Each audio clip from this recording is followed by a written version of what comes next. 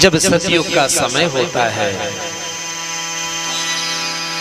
तब ये पृथ्वी जल से परिपूर्ण भरी हुई होती है। छोटे छोटे टापू हमारी पृथ्वी माता के खुले हुए होते हैं। उस वक्त के जन्म लेने वाले प्राणी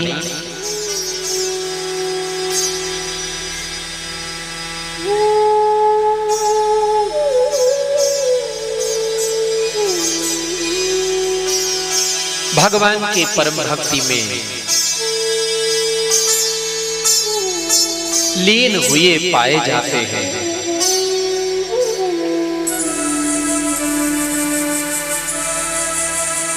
उस जन्म में लेने वाले प्राणी सब भगवान की भक्ति में पाए जाते हैं, क्योंकि उस वक्त के प्राणी मात्र सत्य के अलावा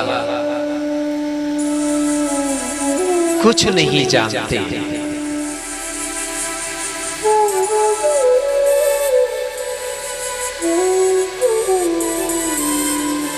वो जन्म तो लेते हैं मात्र परमानंद में ही खो जाते हैं।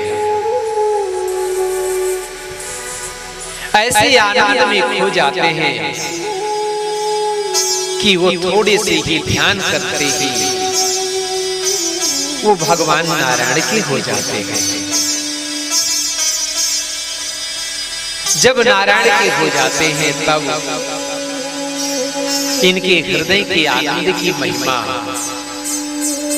ये मात्र ऋषि और मुनि ही समझ पाते हैं, और जो भगवान की कथा में बैठे हैं तो वो ही समझ पाते हैं।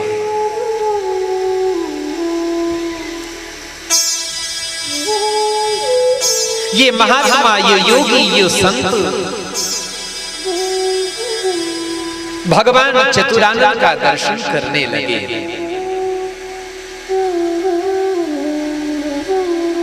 दर्शन करते करते सतयुग चला गया, त्रेता भी चला गया, द्वापर भी चला गया,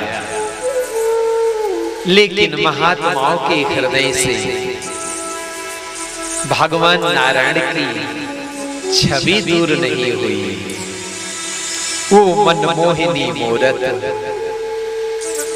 नारायण की वो सूरत, ये दर्शन करते करते 3 युग व्यतीत कर दिए। न भूख लगती है न प्यास लगती है, मात्र एक ही आस, प्रभु से प्रेम है।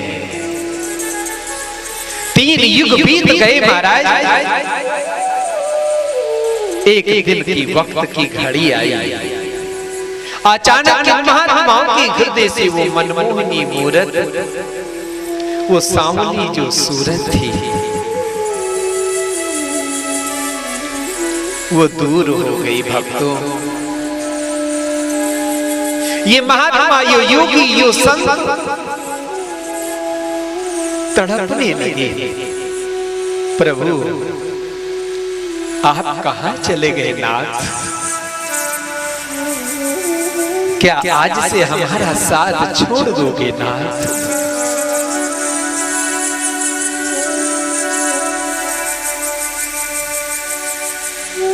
बार बार महात्मा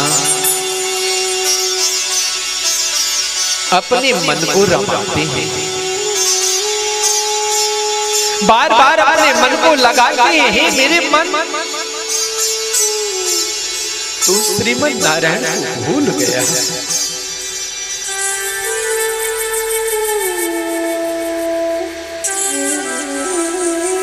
सभी महात्मा कोई कंदरा से निकलता है, कोई गुफा से बाहर आता है, कोई इधर से होकर के आता है, कोई उधर से होकर के आता है।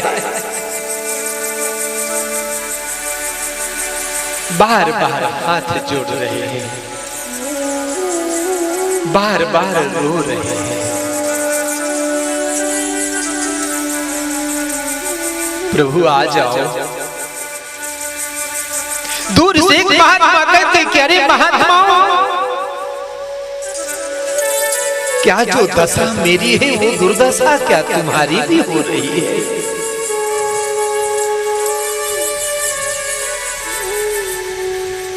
कहा महात्माओं, हमारे हृदय से हमारे प्रभु चले गए।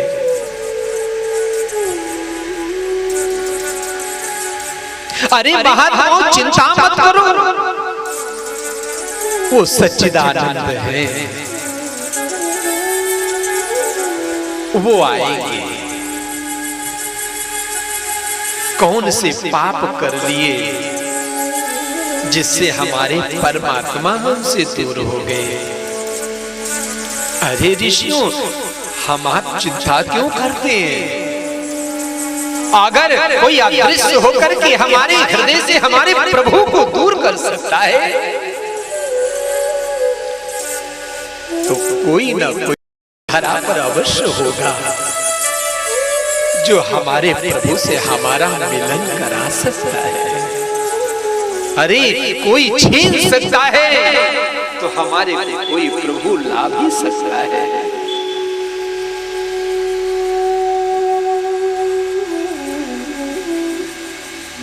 अरे महात्मा, चलो पृथ्वी पर प्रभु को ढूंढते हैं।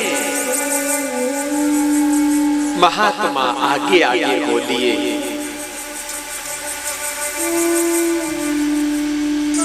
आंख में आंसू हैं, प्रभु की बार बार याद आ रही है। प्रभु, ये कंदराओं और गुफाओं से होते हुए पृथ्वी पर धीरे धीरे चलने लगे। आगे चले तो कल कल करती गंगा महारानी मिल गई।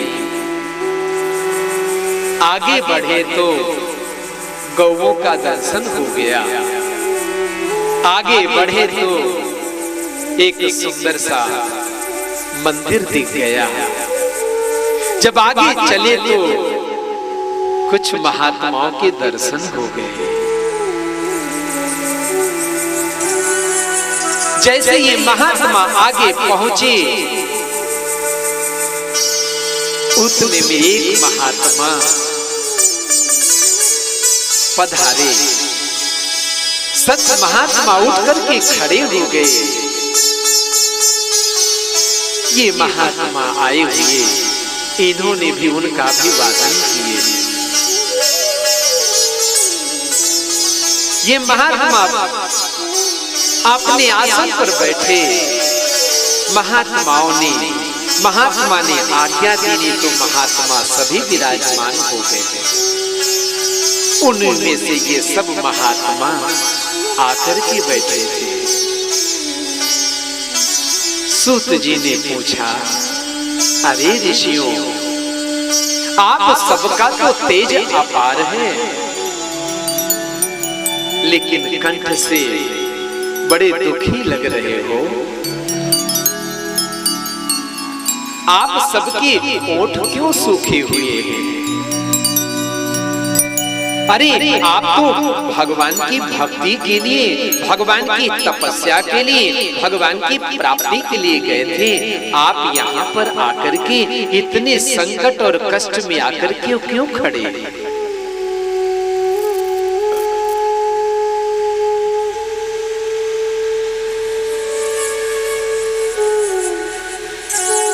महात्मा रोने लगे। प्रभु,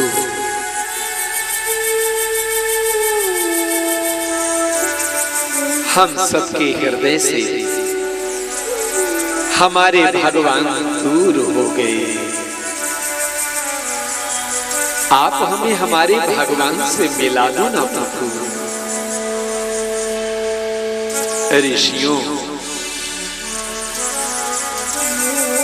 चिंता ना करो, हम ध्यान लगाते हैं। सूत जी ने आंख बंद किया, ध्यान लगा करके देख लिया। अरे अरे